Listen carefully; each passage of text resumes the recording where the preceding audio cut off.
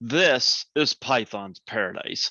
This is your host, Greg Gilbert, aka the Python Hyena, straight out of Fredericton, New Brunswick, Canada, here on March 23rd, 2022. And folks, I have a three-peat guest on the show today, the director and star of Reunion from Hell Parts 1 and 2. Folks, we give you Hayden Newman. How you doing, Hayden? I'm good, Greg. How are you? I'm doing great. Love your shirt. That's the best of the Friday the 13th movies. It's one of my absolute favorite ones, so thank you. Well, I think it's the best written. And, as a special treat, Nancy McLaughlin's a good friend of mine. And she sent me this. Oh, wow. That's awesome. Yep. Nancy's a good friend of mine. She is awesome. If you ever get a chance to meet her, she is a lovely soul.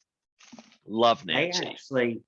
They actually filmed this one about an hour and a half from where I live. Yeah. I saw it at a midnight screening in Toronto in 2019 when I was there for Horrorama. And I've seen about half the franchise screened, but Jason Lives was the best experience out of the bunch. Yeah, I have not been lucky enough to see any of the Friday the 13th in the theater yet. So, well, I saw part 7 when it originally came out at our old Twin Cinema, because I remember there was somebody dressed up as Jason ripping tickets with a fake machete and whatnot. I saw Jason X when it premiered and regretted that quickly.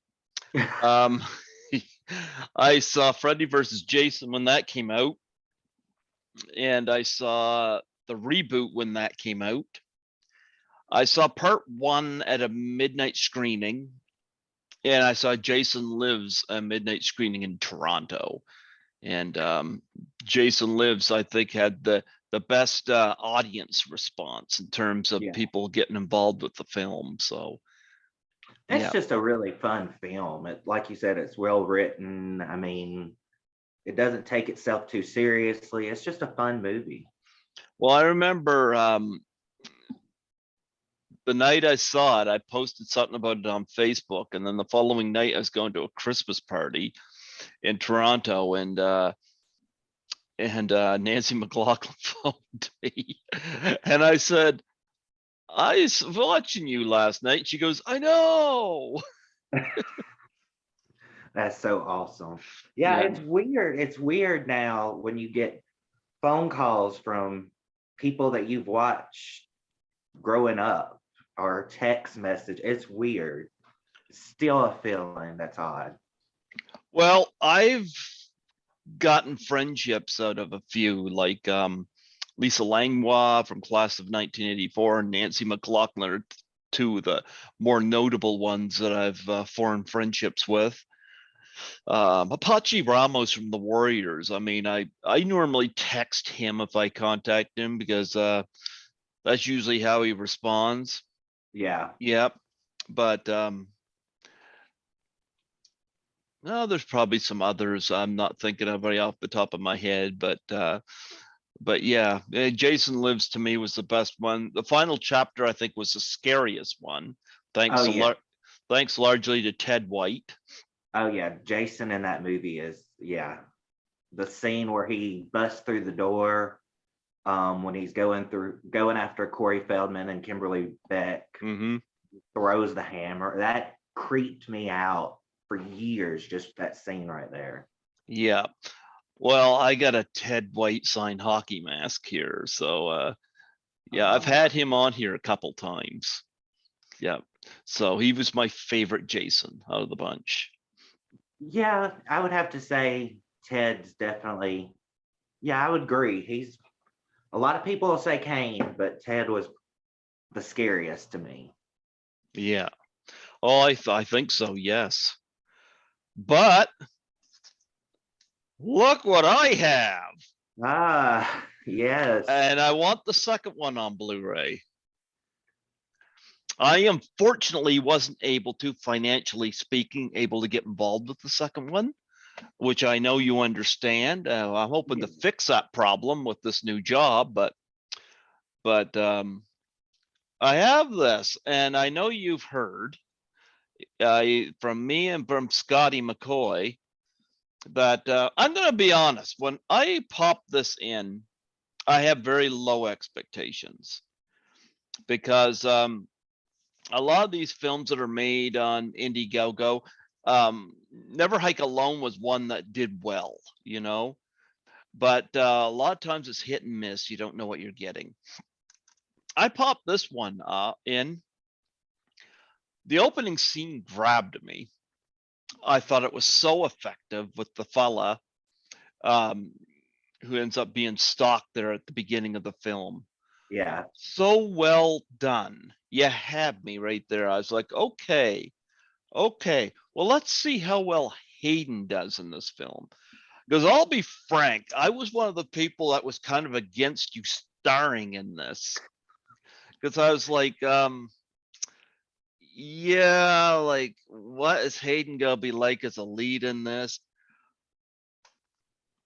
I gotta say, hats off. I gotta say, the movie would never not been nearly as good without you in it. You surprised me. Oh, thank you. That means a lot. That really means a lot.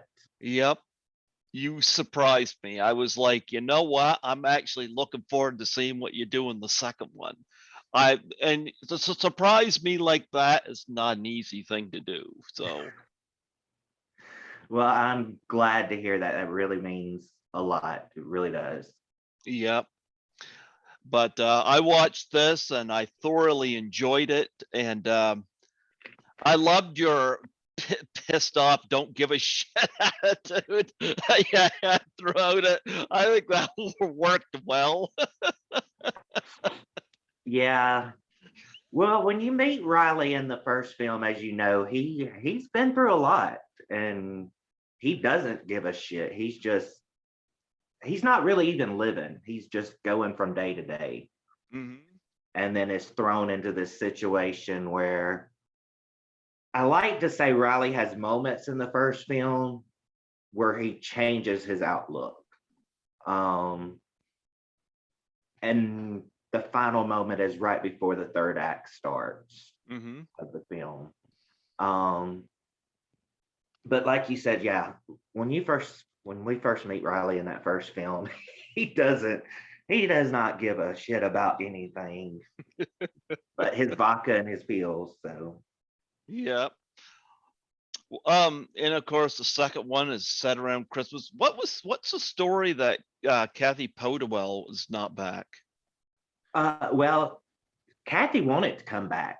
She had some family stuff going on, and it just wasn't going to pan out scheduling. She was Mm-hmm. very upset she couldn't come back, but gave our blessing to recast the role because originally the first draft had already been written. Mm-hmm. And when we discovered she was not going to be able to come back, I said, well, I'm going to write the character out. I don't see anybody else playing her.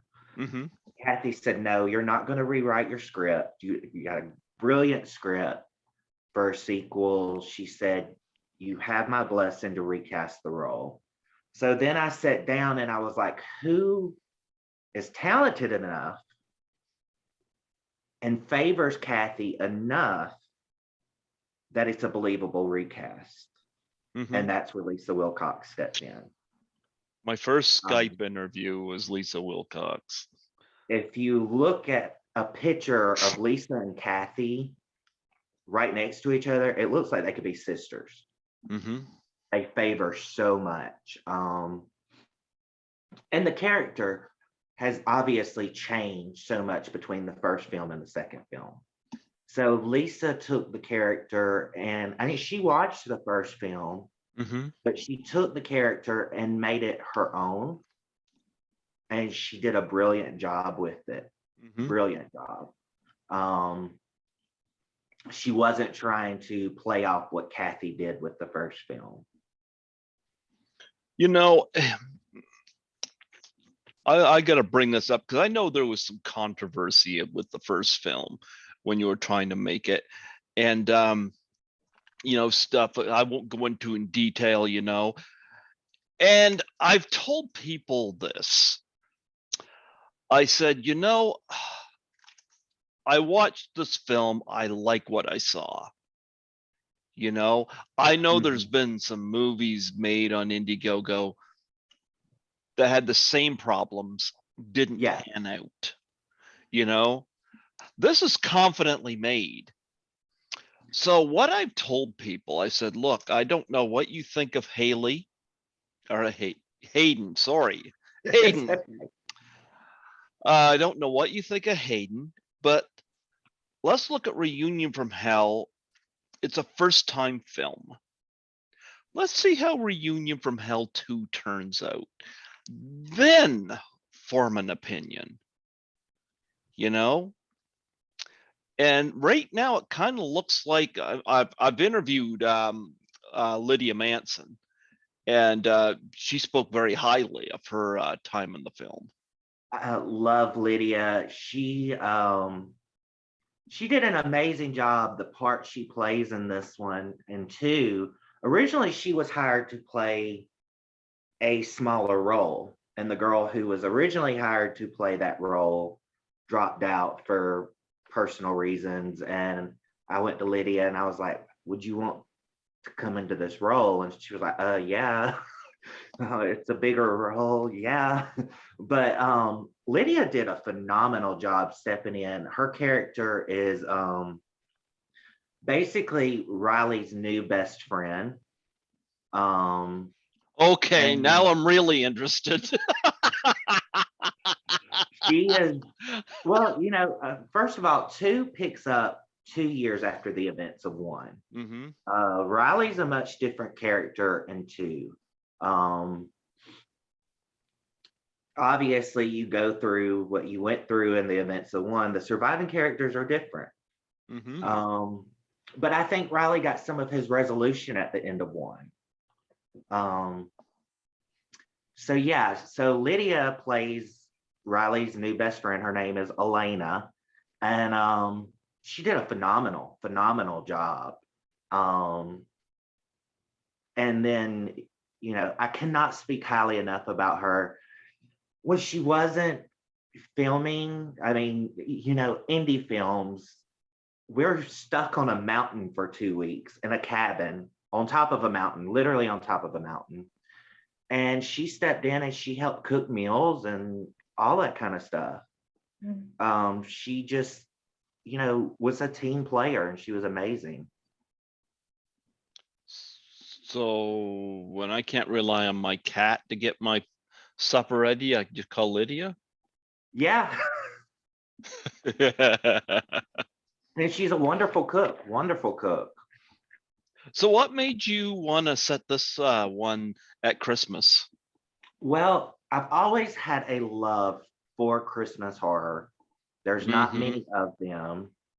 Um, and I thought, what better way to say it's a reunion than have it set at Christmas time?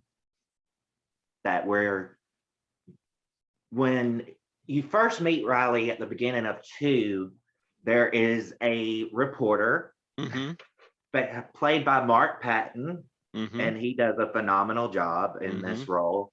Who his career was kind of failing, like going downhill, and then the events of one happened, and he got a book deal out of it because he covered the story. And he very much reminds me of Gale Weathers from Scream, like the male Okay. version of Gale Weathers.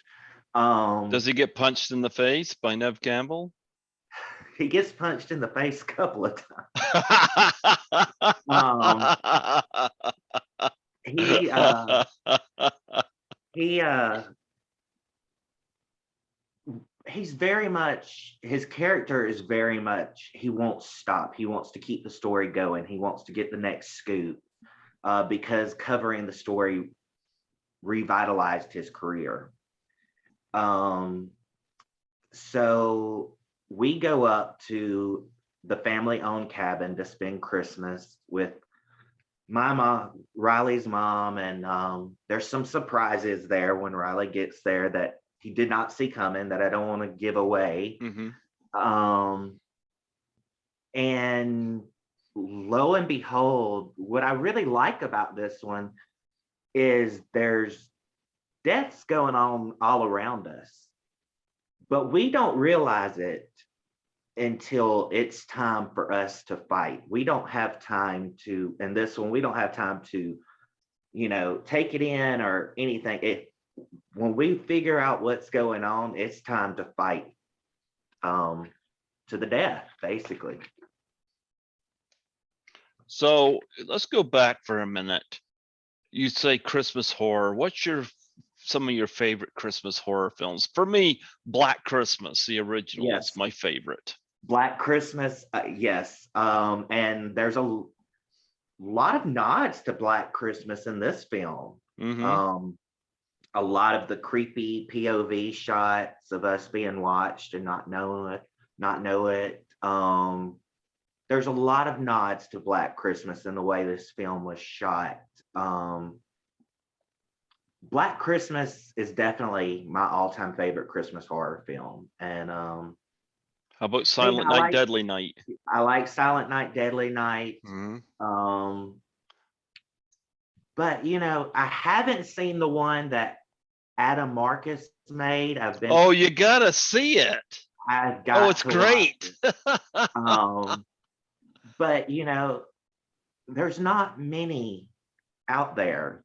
And one of the questions that I famously got when it was discovered that this film was going to be set at Christmas is the killer going to be in a Santa Claus suit? I'm like, no. People are tired of the killer being in a Santa Claus suit, I have discovered. I have a few recommendations. I mean, yes, see Secret Santa, Adam Marcus's movie. Christmas Evil is really good. I have not. I know that one. I haven't seen it though. Yeah, I love that one. I've actually interviewed Brendan Maggart twice, who was the Santa in it. Let me see. Better Watch Out was really good. Yes, that one was. Yep. Yeah. Let me see. Krampus was really good. Yeah. Trying to think of some others that come right off the top of my head, because I've got a few Christmas horror here. There are some others. I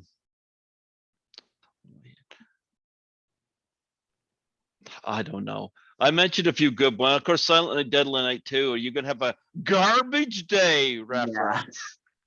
Yeah. I mean, I guess Gremlins can kind of be a Christmas horror. Oh, I never thought of that one. Yes. Yeah. Love Gremlins. Yes. But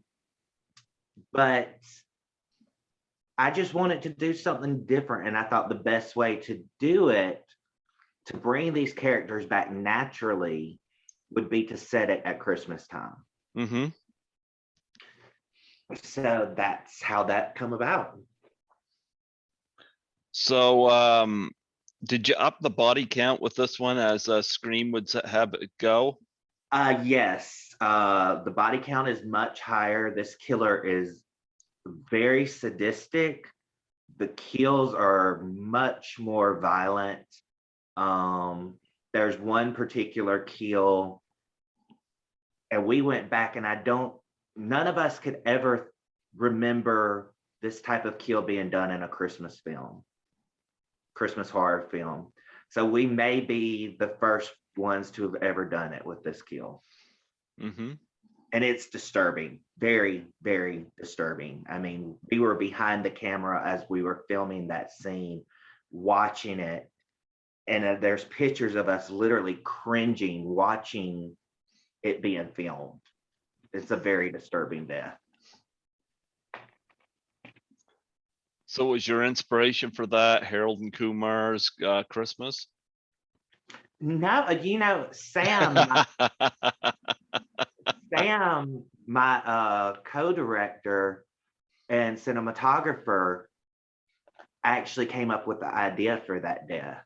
Mm-hmm. So that would have been a question for him.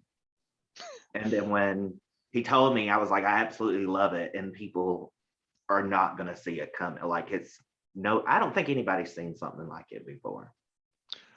Okay, so between Reunion from Hell 2, or Reunion from Hell and Reunion from Hell 2, Mm-hmm. how is you been strengthened as a filmmaker between the two films?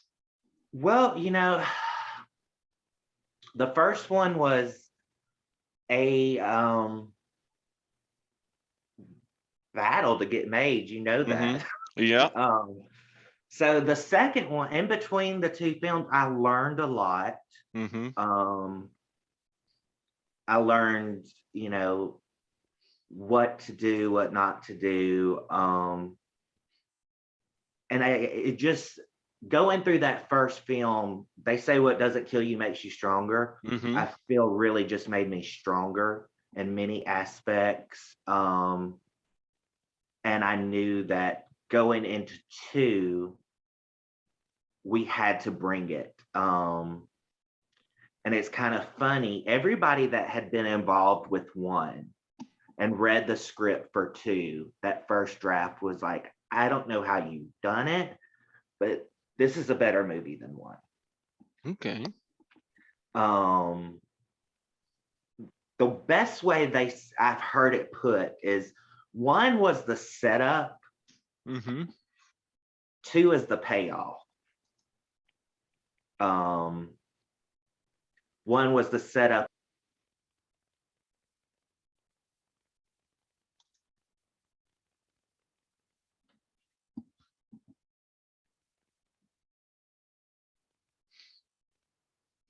We haven't.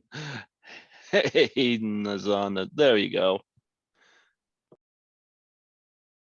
Can you hear me? Yep. You hit a Sorry. button by mistake? Yeah. Okay, you Um, were saying one is a setup? yeah, one is the setup and two is the payoff. Basically, one was the backstory, getting to know the characters.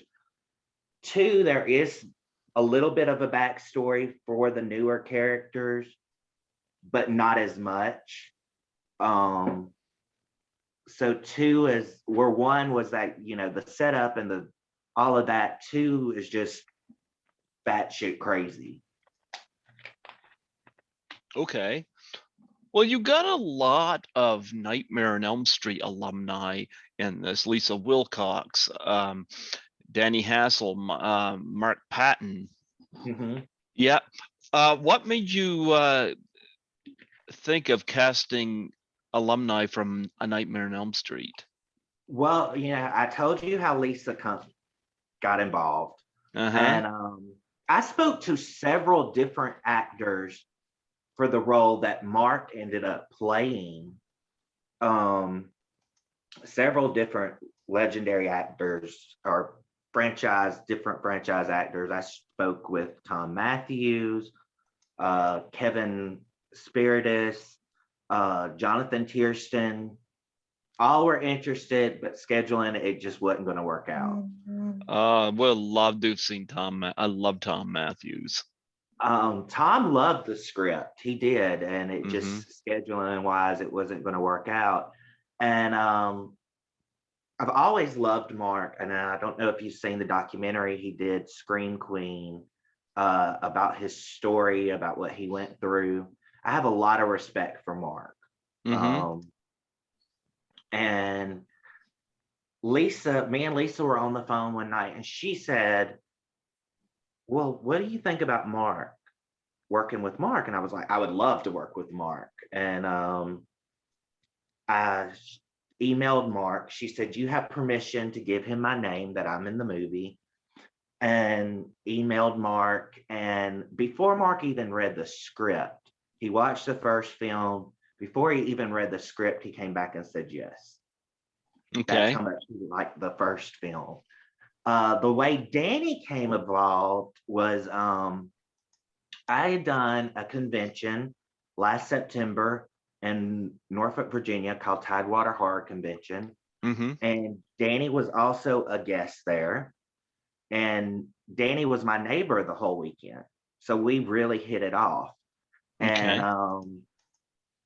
you know, I think at that point, if I remember correctly, only Lisa was signed on. I believe I was in negotiations with Mark.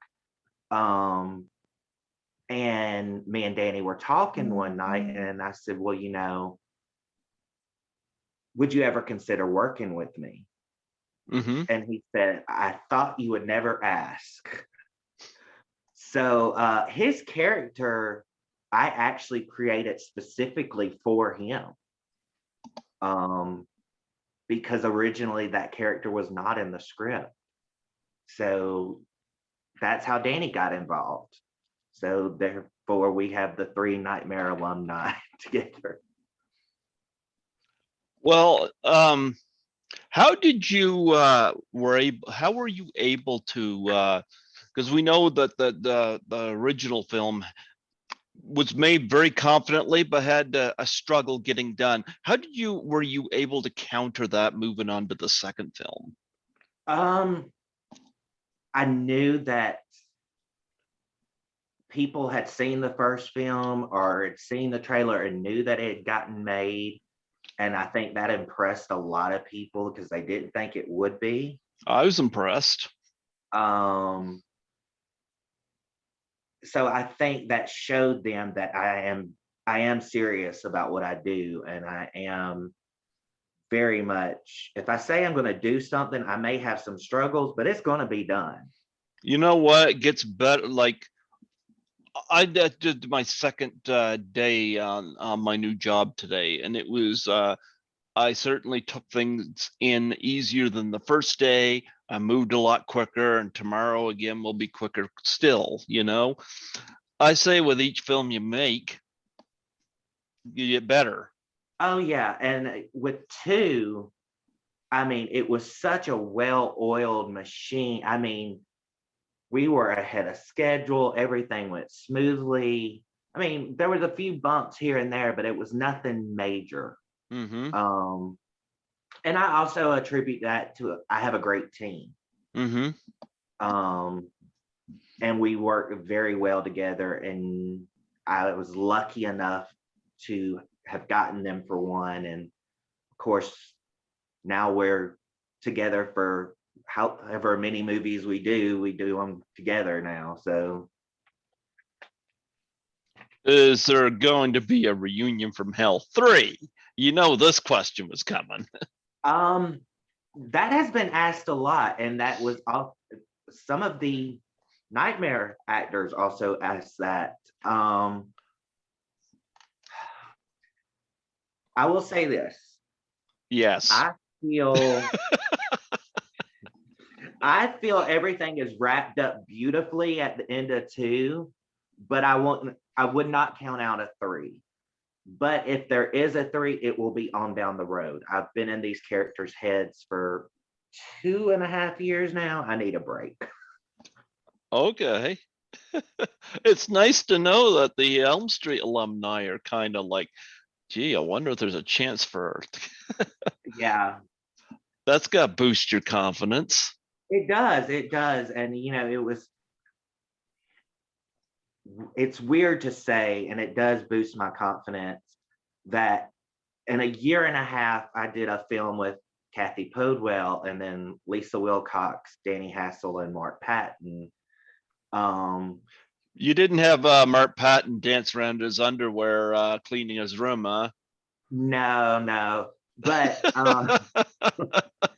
no, there are settled nods to each of them and their nightmare characters. I will say that there's a little tip of the hat to each of them. So yeah.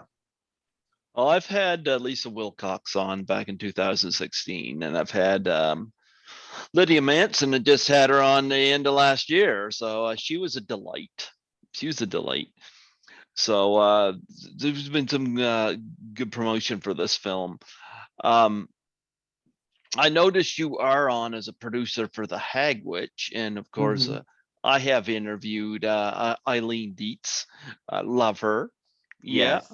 yeah, love her. I've had her on here twice. You wish to discuss that film in any detail?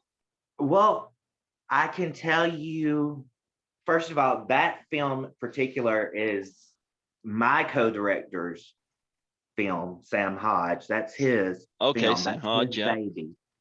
I can tell you, I was very glad that I read the script during the day.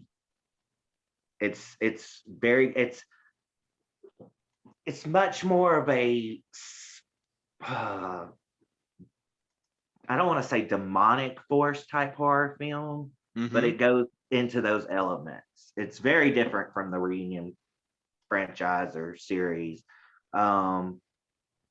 And I particularly do not do well with, I never have, with the messing around with Ouija boards type films, and I've never done well with them.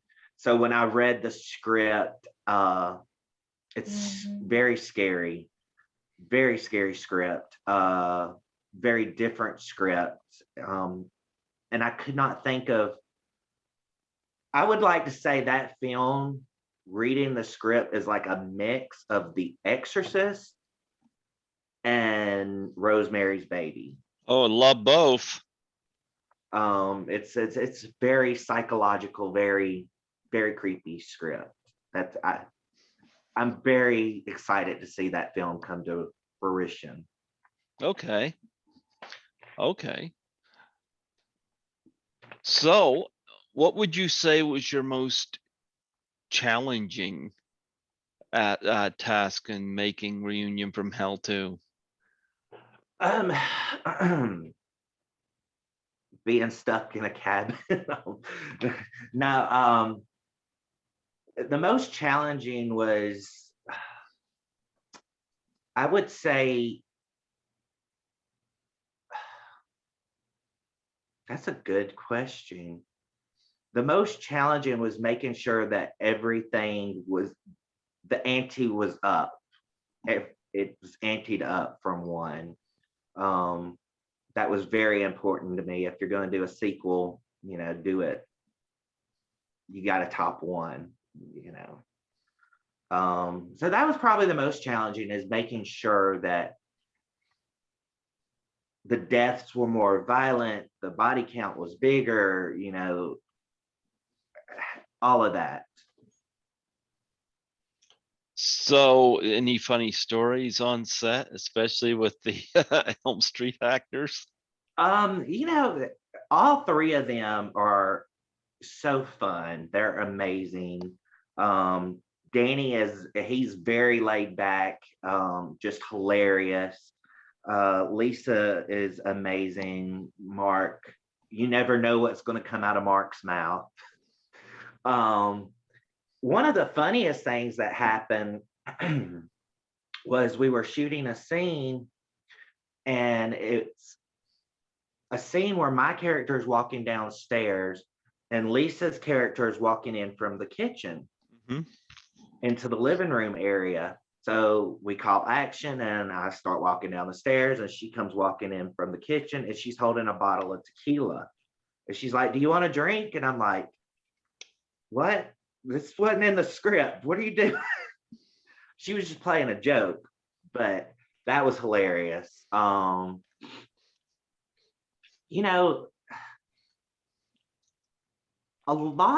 We had a lot of fun on that set. We did. We were snowed in sometimes, because we were not told that the secluded cabin that we rented was actually on top of the mountain itself.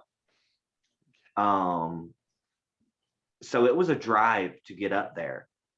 And we're not talking paved roads. We're talking dirt roads, rocky roads, up hills. Yeah. So once we were up there, we were up there. So who had to shovel? We didn't ever have to shovel anybody out, fortunately. But so much went on that set. And all great memories, nothing bad. I would not say any. The only bad thing I would say that happened on set, and Lisa and Danny had already wrapped and left, Mark was still there, is suddenly we had no water. So, like, okay, what's going on? So I contact the owner of the place, and it had snowed the night before. I was like, well, maybe they're working on the lines or something like that. And I contacted the owner, and he was like, no, it sounds like the well ran dry. So they had, and he was on top of it. He had a man that I guess delivered the well water, drive up the mountain and deliver 3 500-gallon tanks of water and filled the well back up. So we were only without water for like 4 hours, but that was probably the worst thing that happened on set. Okay. So Lisa and Danny were wrapped before Mark, huh? Yeah, Lisa and Danny came in and started filming 2 days before Mark did. Mm-hmm. So they wrapped on a Thursday night. They left on Friday. Mark wrapped on that Saturday night and left that Sunday. So yeah. Okay. So how was it like branching Lydia out to a big role like this? Lydia was, I just had a feeling about her from the get-go that she was going to be a great actress, and that this role would really fit her when she took over the role. That's why I asked her. And watching her in some of the scenes, especially some of the really emotional scenes she had to do, she blew me away, because she has some very, very emotional scenes. And she blew me away watching her do that. For this to be her, I mean, really her second or third film, blew me away. Well, your first film, you blew me away with this. I gotta say, I was quite pleased because I was very skeptical when I went into watching this, and Well, I would. I came away, I was actually quite pleased. I I'm was actually very pleased with your performance in the film. I'm beyond honored to hear that, and so glad you were. I will tell you, two is a much different film. And I'm sure if you've seen the teaser trailer, people are saying it already.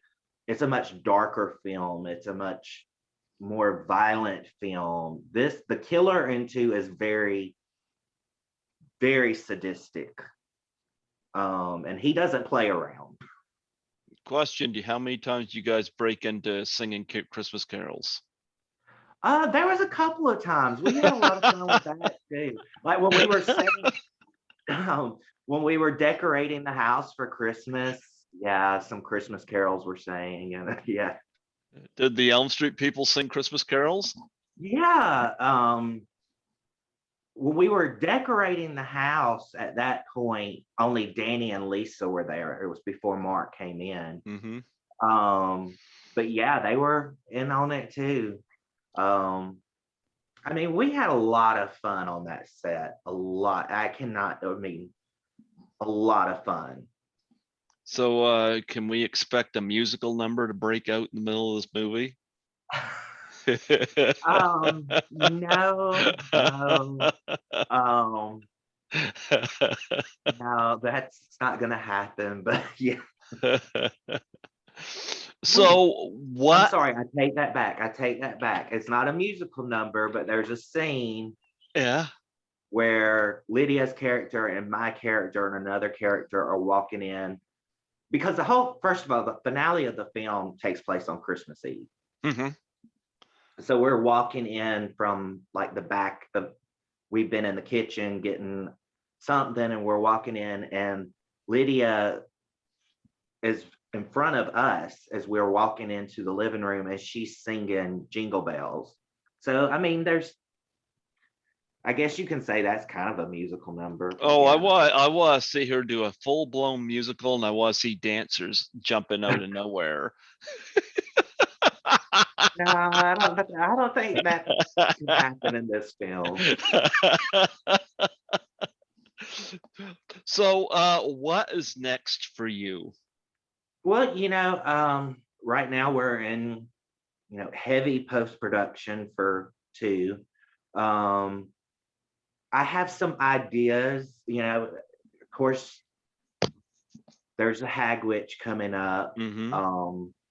I have some ideas of what I would like to do next. I just haven't fully decided. I'm kind of taking a break for a moment because Sam pointed it out the day we wrapped 2. And I didn't think about it till he pointed it out. He said, "How does it feel that in a year and a half you've done 2 movies?" And that hit me. I was like, wow, we did do it in a year and a half, which was an amazing feeling, especially when I got so much pushback when we were trying to make the first one. Yeah. So, I have some convention appearances coming up, and I'm just kind of going to take a break and, really focus on the post-production of this one. And then, that I say that, and I said that about 3, but I already have ideas going on in my head about 3. That's the curse of being a writer, is you say, I'm going to take a break, but then ideas start popping in your head. So that's, like I said, we got the Hag Witch coming up, and just really focus on post-production, and I don't know, we'll see what happens. Talk about the Hag Witch for a minute. What's that about? For those that are unfamiliar. The Hag Witch follows she's a recently widow, and she keeps getting visions of her husband, or she thinks it's her husband. And of course, she breaks out the Ouija board like they all mistakenly do in that type of movie. And she releases this evil entity that was already trying to get to her, pretending to be her husband. That when the Hag Witch feeds off somebody's grief. And the widow's grief is so high because her husband's death was very sudden. It's so high that she wants to just know that he's okay, I guess you can say. She thinks it's him trying to contact her from the other side, when it's really this evil, demonic witch spirit that feeds off grief. And once that's released, once it's fully released, I mean, it goes crazy from there. I mean, to the point, the main character tries to go to a voodoo priestess to stop it. I mean, I would say it's got a mix of Drag Me to Hell in there also, the movie Drag Me to Hell. Because once she unleashes this entity, I mean, everything starts going bad. I love Elaine Dietz. Yeah. Yeah. So where or when can I get a Blu-ray of Reunion from Hell 2? I mean, I got this one. I gotta get the second one. Well, right now we just started a finishing fund campaign Mm-hmm. that will run till the end of April, and we're selling them on there. The projected, because it's a Christmas film, the projected release will be around Christmas time. Okay. But oddly, not, I mean, it's a good thing, but before our interview today, I had a distribution company contact me wanting to buy the rights to both films. Oh, nice. So we'll see how that plays out. They want to see at least a rough cut of 2. So we're going to see how that plays out. But the goal is to have them on 2 on physical media by Christmas. We'll do like we did with 1, and we did some theatrical showings. I don't know if you followed any of that, which was amazing. Well, I But ordered this through you, so would I yes, be able to order the second one through you? yeah. Like, As soon as, why not? Yeah. yeah, Whenever it's ready, whenever it's ready. yeah. Yeah. And I'll keep everybody updated and everything. Mm-hmm. What's really cool, and the band whose music is featured in the first film, Fire Tiger, they have written and are recording an original song for a theme song for the film, for the second film, which is really cool. They're a band out of LA, really nice people. Okay. So that was really cool to have that also added on to an actual theme song. That's really cool. There you go. Well, I enjoyed this very much. Well, yeah, I will say this: if you enjoyed 1, you're absolutely going to love 2. Well, I'm looking forward. I'm definitely going to purchase 2 on Blu-ray and watch a Lydia Manson burst into a musical number. You know, the whole cast on 2, I will say, the whole cast on 2 was amazing. Mm-hmm. Amazing. All great to work with. Funny story.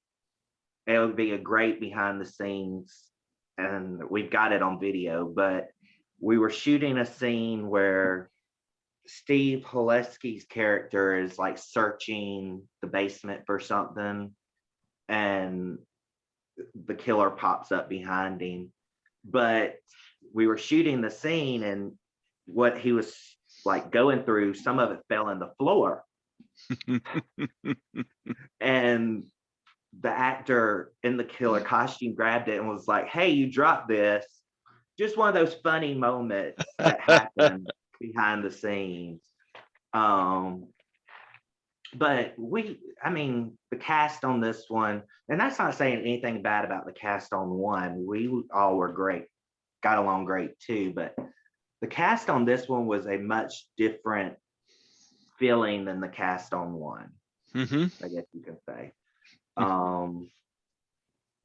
Because as you know, there were very few of us left at the end of 1 to carry into 2.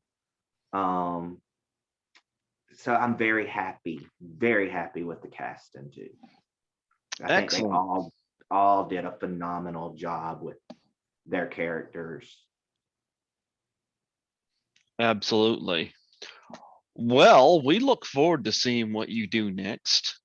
And whether it's Reunion from Hell 3 or a new project, I like what I saw with this film, so I look forward to the second one, and I'd like to encourage you to keep doing what you're doing. This was very confidently made. I was quite impressed. So yeah, and I was quite impressed with your work in the film, because like I said, I was very skeptical. I think a lot of people were. And you surprised me. You were very good. You stole the film. I'm just gonna say it. You were great in every scene you were in.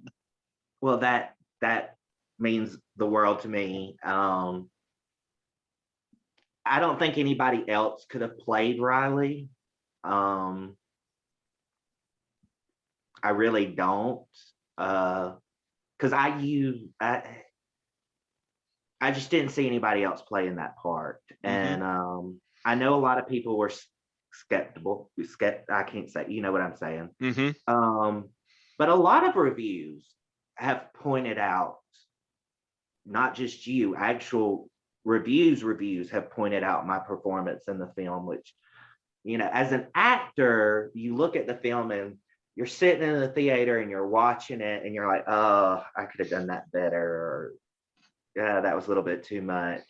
But to hear and to have people come to me like you and say how much you enjoyed the performance, or when I did the convention, I had people come to me and say that they related to Riley, and how much they loved the character, and that was just amazing to me.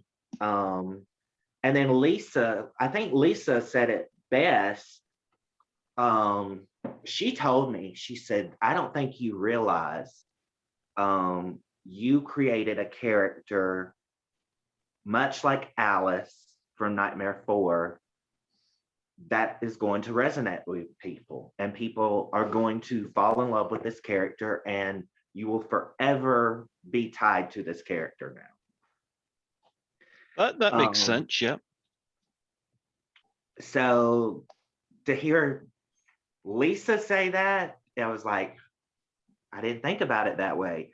But I mean, to have people come to me at a convention, and I mean, I had one person tell me their story, because the film deals with the LGBTQ community, told me their story and just thanked me for doing the film, and they started crying, and therefore it got me started crying.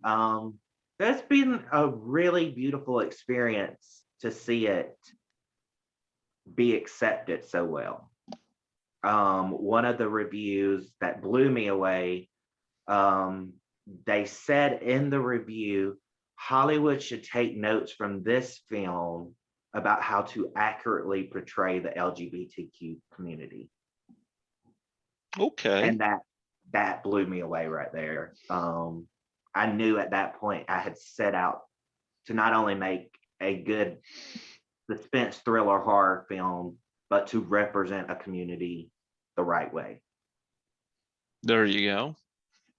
Well, you know what? I like what you did with it, and I want to encourage you to keep doing what you're doing.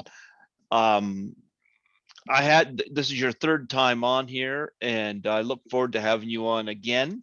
We'll see what you're doing next year. Maybe you'll have another project done and completed, and I'd be more than happy to have you back when that time happens. Keep doing what you're doing. I was quite pleased with this. I'm not gonna stop. I mean, I love it. It's a lot of hard work, and that's what I tell everybody that wants to start this. I'm like, if you're gonna do it, you got to be serious about it, and you got to be committed, because it is a lot of hard work. Mm-hmm. It's not like, let's just go make a movie. And no. It's a lot of blood and sweat and tears and throwing your hands up in the air and saying, I don't want to do this no more. And then you've got to very much be committed to do this. And I think that shows in the film as well, that I was committed to making a good film. Well, you know what? I'm very pleased with how it turned out. And like I said, we want to see you keep making movies, and keep doing what you're doing. Keep writing too, because this is very well written. So keep doing what you're doing. And yeah. Yeah. Well, like I said, with 2, everybody's in for a shock, surprise. There's so many more twists and turns into that. was just so fun to do, and then to watch it come to life as we were doing it was even more amazing. So There you go. Well, you know what? I appreciate you coming on here today and talking about this. I'm glad that I was able to see this and see what you're capable of, and I look forward to seeing what you do in the future. So, yeah. yes, and I always love to come on and chat with you. It's always fun. So Well, before I let you go, love a plug for my show. yes, guys, check out Python's Paradise, hosted by Greg Gilbert. He's an amazing host. Check it out. Folks, check out Reunion from Hell and Reunion from Hell 2, directed by Hayden Newman and Sam Hodge. And of course, the Hag Witch coming up as well, which Hayden is a co-producer on, and Sam Hodge is director. I haven't had Sam on here, but absolutely. So, and of course, Lydia Manson is in the second one. I enjoyed Mhm. the first. I'm going to see the second. Well, So I'm glad to hear that. yeah, we'll make it. We'll make it a reunion in my Blu-ray player. So there you Yes. go. There you go. Thank you so much, Hayden, for blessing me with your time today. Thank you for having me back on, Greg. It was a blast. Absolutely. Well, you're welcome back next year.